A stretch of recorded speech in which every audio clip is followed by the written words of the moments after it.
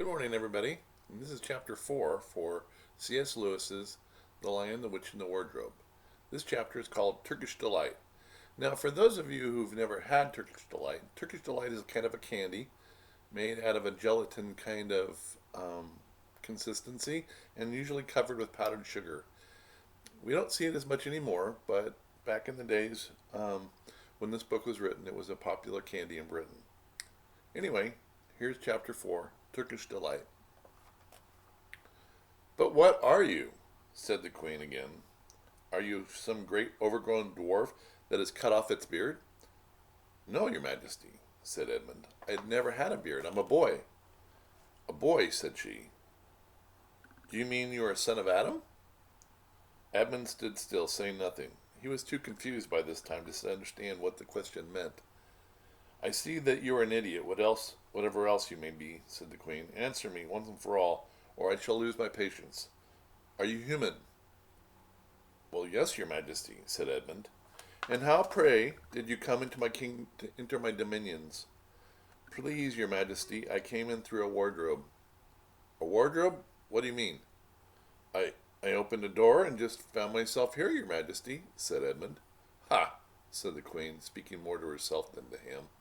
A door from the world of men. I have heard of such things. This may wreck all, but he is only one, and he is easily dealt with." As she spoke these words, she rose from her seat and looked Edmund full in the face, her eyes flaming. At the same moment she raised her wand. Edmund felt sure that she was going to do something dreadful, but he seemed unable to move. Then, just as he gave himself up for lost, she appeared to change her mind.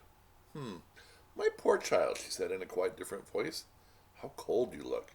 Come and sit with me here on the sledge, and I will put my mantle around you and we will talk." Edmund did not like this arrangement at all, but he dared not disobey. He stepped onto the sledge, sat on her feet, and she put a fold of her fur mantle around him and tucked it in well. "Perhaps something hot to drink," said the queen. "Should you like that?" "Oh, yes, please, your majesty," said Edmund, whose teeth were chattering. The queen took from somewhere among her wrappings a very small bottle, which looked as if it were made of copper. Then, holding out her arm, she let one drop fall from it onto the snow beside the sledge. Edmund saw the drop for a second in the snow, shining like a diamond. But the moment it touched the snow, there was a hissing sound, and there stood up a jeweled cup full of something that steamed. The dwarf immediately took this and handed it to Edmund with a bow and a smile, but not a very nice smile. Edmund felt much better as he began to sip the hot drink. It was something he had never tasted before, very sweet and foamy and creamy. It warmed him right down to his toes. "It is dull, son of Adam, to drink without eating," said the queen presently. "What would you like best to eat?" Turkish Delight, please, your majesty," said Edmund. The queen let another drop from her bottle onto the snow, and instantly there appeared a round box, tied with green silk ribbon, which, when opened, turned to contain several pounds of the best Turkish Delight. Each piece was sweet and light to the very center, and Edmund had never tasted anything more delicious. He was quite warm now, and it was very comfortable. While he was eating, the queen kept asking him questions. At first, Edmund tried to remember that it is rude to speak with one's mouth full. But soon he forgot all about this and thought only of trying to shovel down as much Turkish Delight as he could, and the more he ate, the more he wanted to eat, and he never quite asked himself why the queen should be so inquisitive. She got him to tell her that he had one brother and two sisters, and that one of his sisters had already been in Narnia and met a fawn there, and that no one except himself and his brother and his sisters knew anything about Narnia. She seemed especially interested in the fact that there were four of them, and kept on coming back to it. "You sure there are just four of you?" she asked. "Two sons of Adam and two daughters of Eve, neither more nor less," she said. And Edmund, with his mouth full of Turkish Delight, kept on saying, "Oh, yes, I told you that before, your majesty. And I keep forgetting to call her your majesty," but she didn't seem to mind now. At last the Turkish Delight was all finished, and Edmund was looking very hard at the empty box, and wishing that she would ask him, whether he would like some more. Probably the queen knew quite well what he was thinking, for she knew, though Edmund did not, that this was enchanted Turkish delight, and that anyone who had once tasted it would want more and more of it, and would, even if they were allowed, go on eating it until they killed themselves. But she did not offer him any more. Instead, she said to him, "Son of Adam, I should so much like to see your brother and your two sisters. Will you bring them to see me?" "I'll try," said Edmund, still looking at the empty box. "Because if you did come again, bringing them with you, of course, I'd be able to give you more Turkish delight. I can't do it now. The magic will only work once. In my own house, it would be another matter." "Why can't we go to your house now?" said Edmund.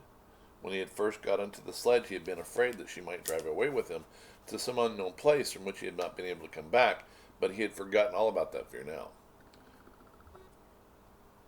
"It is a lovely place, my house," said the queen, "and I'm sure you would like it. There are whole rooms full of Turkish delight, and what's more, I have no children of my own. I want a nice boy whom I can bring up as a prince, and who would be king of Narnia when I'm gone. While he was prince, he would wear a gold crown and eat Turkish delight all day long. And you are much the cleverest and most handsomest young man I've ever met. I think I would like to make you the prince some day, when you bring the others to visit me." "Why not now?" said Edmund. His face became very red, and his mouth and fingers were sticky. He did not look either clever or handsome, whatever the queen might say. "Oh, but if I took you there now," she said, "I shouldn't see your brothers and sisters. I very much want to know your charming relations. You are to be the prince, and later on the king, that is understood, but you must have courtiers and nobles. I will make your brother a duke, and your sisters duchesses." "There's nothing special about them," said Edmund, "and anyway, I could always bring them some other time." "Ah, but once you were in my house," said the queen, "you might forget all about them. You would be enjoying yourself so much that you wouldn't want the bother of going to fetch them. No, you must go back to your own country now, and come to me another day. With them, you understand. It is no good coming back without them." "But I don't even know the way back to my own country," pleaded Edmund. "That is easy," answered the queen. "Do you see that lamp?" She pointed with her wand, and Edmund turned and saw the same lamp post under which Lucy had met the fawn. "Straight on, beyond that is the way to the world of men. And now look the other way." Here she pointed in the opposite direction. "And tell me if you can see two little hills rising above the trees." "I think I can," said Edmund. "Well, my house is between those two hills. Next time you come, you have only to find the lamppost, and look for those two hills, and walk through the wood until you reach my house. But remember, you must bring the others with you. I might have to be very angry if you came alone." "I'll do my best," said Edmund. "And by the way," said the queen, "you needn't tell them about me. It would be fun to keep it a secret between us two, wouldn't it? Make it a surprise. Just bring them along to the two hills. A clever boy like you will easily think of some excuse for doing that. I am sure that would be best. If your sister has met one of the fawns, she may have heard strange stories about me. Nasty stories that might make her afraid to come to me. Fawns will say anything, you know. And now—" "Please, please," said Edmund suddenly. "Please, couldn't I have just one more piece of Turkish delight to eat on the way home?" "No, no," said the queen with a laugh. "You must wait till next time." While she spoke, she signaled to the dwarf to drive on, but as the sledge swept out of sight, the queen waved to Edmund, calling out, "Next time! Next time! Don't forget! Come soon!" Edmund was still staring at the sledge when he heard someone calling his own name, and looking around he saw Lucy coming toward him from another part of the wood. "Oh, Edmund, so you've got in too! Isn't it wonderful? And now—" "Oh, all right," said Edmund. "I see you're right, and it is a magic wardrobe after all. I'll say I'm sorry if you like. But where on earth have you been? I've been looking for you everywhere." "If I'd known you got in, I'd happily have waited for you," said Lucy, who was too happy and excited to notice how snappishly Edmund spoke, or how flushed and strange his face looked. "I've been having lunch with Mr. Tumnus, the fawn, and he's very well, and the White Witch has done nothing to him for letting me go, so he thinks she can't have found out, and perhaps everything's going to be all right after all." "The White Witch?" said Edmund. "Who's she?" "She's a perfectly terrible person," said Lucy. "She calls herself the Queen of Narnia, though she has no right to be queen at all. And all the fauns and dryads and naiads and dwarfs and animals, at least all the good ones, simply hate her. And she can turn people into stone and do all kinds of horrible things.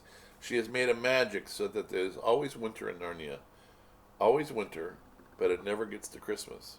And she drives about on a sledge, drawn by reindeer, with her hand on a wand and a crown on her head."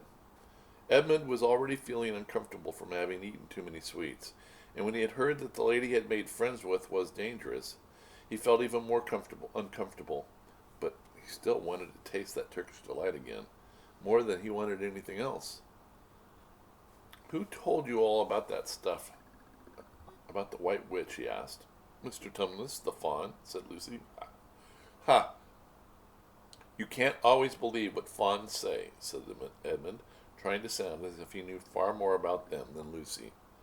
"Who told you so?" said Lucy. "Everyone knows that," said Edmund. "Ask anybody you like. It's a pretty poor sport standing here in the snow. Let's go home." "Yes, let's," said Lucy. "Oh, Edmund, I am glad you've got in too. The others will have to believe now that Narnia exists, as we have both been there. What fun it will be." But Edmund secretly thought that it would not have been as good as fun for him as it was for her. He would have to admit that Lucy had been right before all the others, and he felt sure the others would all be on the side of the fawns and the animals. But he was already more than half on the side of the witch. He did not know what to say, or how he would keep a secret once they were all talking about Narnia.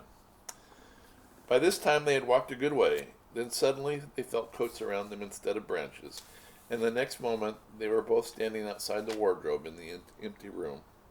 "I say," said Lucy, "you do look awful, Edmund. Do you feel quite well?" "I'm all right," said Edmund, but this was not true. He was feeling very sick. "Come on, then," said Lucy. Let's find the others. What a lot we shall have to tell them, and what wonderful ventures we shall have now that we are all in it together." That's the end of chapter 4 of C.S. Lewis's The Lion, the Witch, and the Wardrobe.